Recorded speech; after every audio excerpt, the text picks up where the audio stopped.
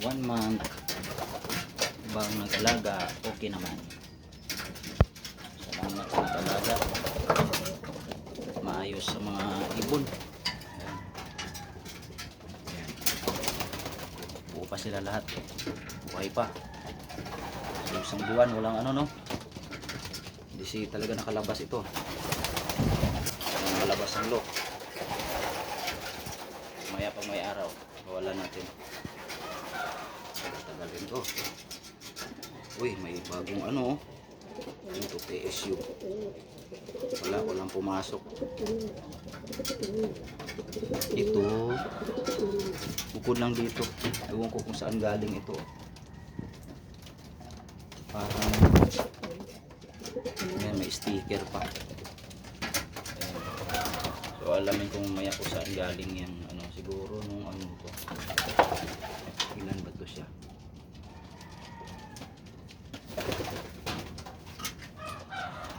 So hindi ko na matandaan yung balahibo na to. May sticker pa. So yan lang ang nadagdag. Yan siya. Mayroong PHA na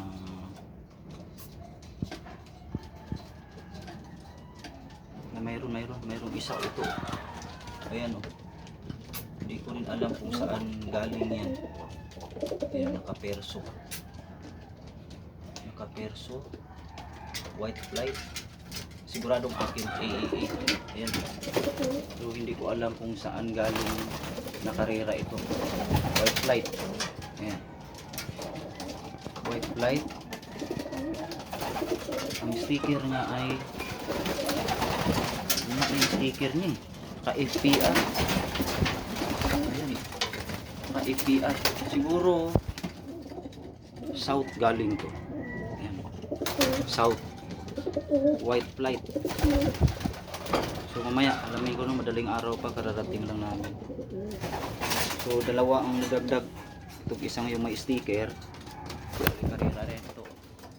Ito ang talagang siguro malayo ang pinanggalingan nito. So ewan ko kung matrace pa yan. Saan galing ito. Ayan, oh. Ayan, naka-FPR. Tagal na sa akin wala to. So nag-resis, yun lang nadagdag, dalawa may sticker. So mamaya alamin natin kung saan galing yan. So okay pa naman sila, hindi ko pa nahipo yung katawan nga lang. So mamaya alaman natin.